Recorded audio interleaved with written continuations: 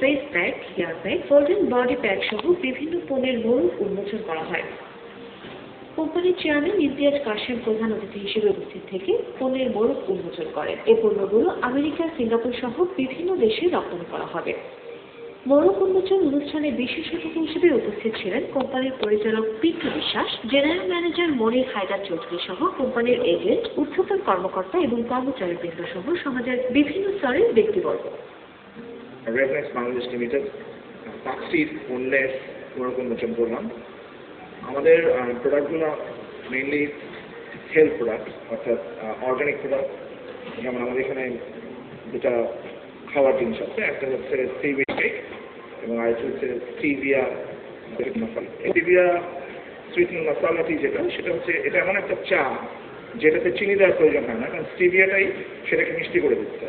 এবং এটা যারা ডায়াবেটিক পেশেন্ট আছেন তাদের জন্য এটা খুবই উপকারী। তো আমরা পরীক্ষা করে দেখেছি যে এই চা যারা নিয়মিত সেটা নিচ্ছে তাদের কমে গেছে। এবং আমাদের কোনগুলো আছে হেয়ার প্যাক, বডি প্যাক এবং ফেস প্যাক, তিনটাই সম্পূর্ণ অর্গানিক, এখানে কোনো ধরনের আর্টিফিশিয়াল কোনো কিছু ইউজ করা হয়নি। র্যাডমেক্স সিটি লিমিটেড সত্যিকার বাংলাদেশে একটি জাগরণ সৃষ্টিকারী কোম্পানি আমরা মনে করি। কারণ এই কোম্পানির যে কনসেপ্টটা সেটা হচ্ছে মাইক্রো লেভেলের যে উদ্যোগটা আছে এদেরকে একটা পূর্ণাঙ্গ ব্যবসায়ী রূপান্তরিত করার জন্য যতগুলো স্টেপ নেওয়া দরকার প্রতিটি স্টেপই র্যাডমেক্স নিচ্ছে।